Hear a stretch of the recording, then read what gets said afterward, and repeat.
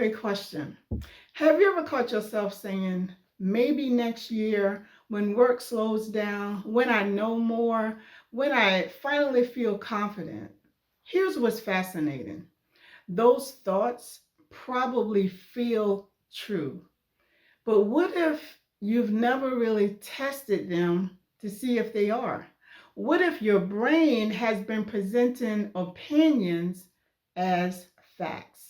Today, I'm going to show you 5 reasons your own thinking may be the biggest thing standing between you and the business you've been talking about starting for years.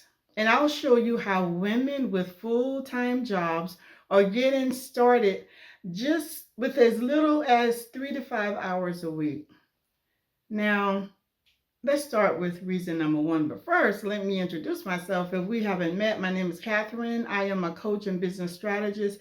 I help women who are burnt out or who simply want something different or have outgrown the life that they thought they wanted to start the business based on their skills, expertise, or life experience on the side of their job. So let's get into it with reason number 1. Your brain is designed to keep you safe and not help you grow. This is important to understand. Your brain has one primary objective: keep you alive, not help you become an entrepreneur, not help you build wealth, not help you discover your potential. Safe. And anything unfamiliar, like starting a business, posting online, charging money, talking about yourself, feels uncertain. Your brain interprets uncertainty as risk. So it whispers, what if you fail? What if nobody buys? What if people judge you? Those thoughts aren't predictions. They're protective mechanisms. Your brain isn't trying to ruin your future. It's trying to protect your present. That's a memorable line. But here's where most people get trapped. They assume because they thought something, it must be true. Reason number 2. Your thoughts feel like evidence even when there aren't. Think about how often we say, I'm not qualified. I'm not creative. I couldn't do that. Now, ask yourself, compare that to what evidence that you have. Have you even tried it? Have you tested it? Have you spoken to one potential client? Or have you simply repeated that thought long enough that it feels true? One of the biggest mindset shifts you can make is this: a thought is not evidence. It's only evidence once you've tested it. That's huge. And here's where confidence gets completely misunderstood. Reason number 3. Confidence is a receipt, not a prerequisite. People think confidence comes first, then action. Life doesn't work that way. Confidence is the receipt you get after you've taken action. Nobody feels confident before they even drive. Think about it. Before they interview, before they launch a business, before they become a parent. Confidence is earned through evidence. Evidence comes through action. That's why waiting to feel confident guarantees you'll stay exactly where you are. Fantastic quotable line. Here it is. Action creates evidence. Evidence creates confidence. I'm going to say it again. Action creates evidence. Evidence creates confidence. But maybe you're thinking, Catherine, that's great, but I still don't know enough. Let's talk about that. That brings us to reason number 4. You believe successful people knew more than they actually did. This one is fascinating as well. When we look at successful business owners, we see chapter 20. Then compare it to our chapter 1. We assume they started with certainty. Most started with curiosity. They weren't experts at business, they were experts at learning. And that's the skill you already use every day in your career. You don't need all the answers. You need the willingness to find the next one.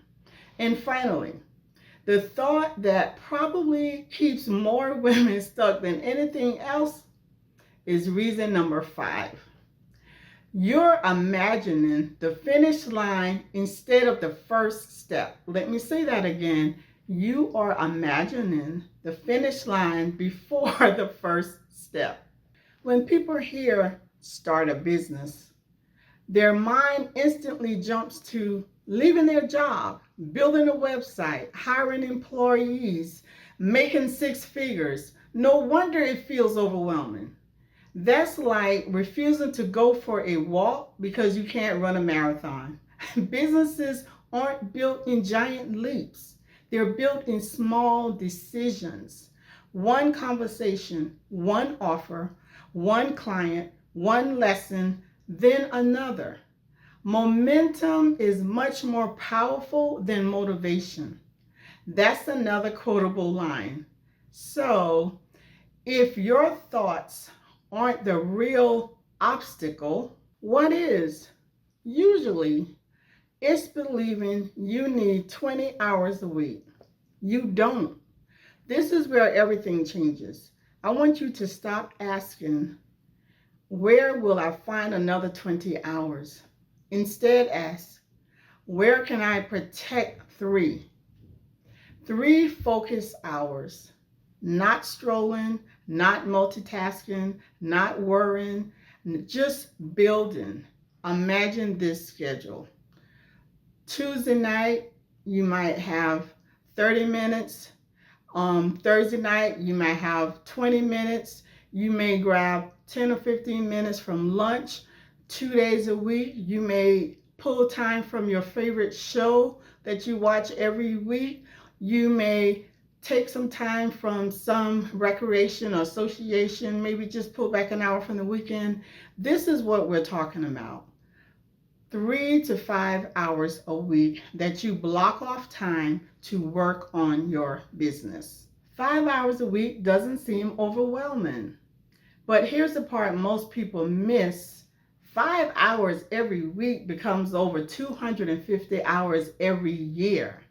Imagine spending 250 focus hours building something that belongs to you instead of only building someone else's company. You don't need more time. You need to protect the time that you have. Small actions repeated consistently change lives. If you remember one thing from today's video, remember this. Your thoughts are not facts. They're stories. Some stories protect you, some stories limit you. The women who eventually create more income, more flexibility, more freedom, aren't the women who may be scared to think of starting anything. They're the women who stop treating every fearful thought like it deserves a vote. Because confidence doesn't come before action. It comes because of it. If you're wondering, okay, where do I even begin? I've created a free guide to help you with that. It's my 4-part framework. It helps you go from stuck to started. And when you use the AI prompt that I have inside of this guide, it will help you to identify the skills, expertise, and life experience you already have and how to turn them into an online business you can build while keeping your full-time job.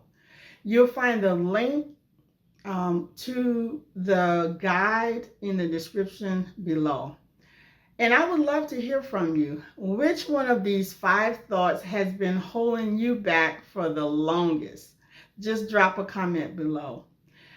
And I want to really encourage you to think seriously about building income on the side of your job. We're in a changing work landscape today, and it is taking much longer to find another job if you're impacted by a sudden layoff or restructuring.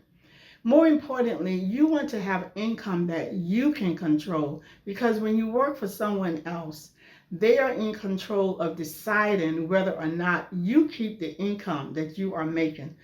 Do grab the guide. The link is in the description below. And more importantly, share this video with a woman that you know who needs to create additional income, who is overwhelmed and frustrated with their work situation. Give her hope by throwing her a lifeline so that she can look at her skills and expertise and life experience and start her business as well. Thank you for coming by to watch this video, and I hope to see you in the next video.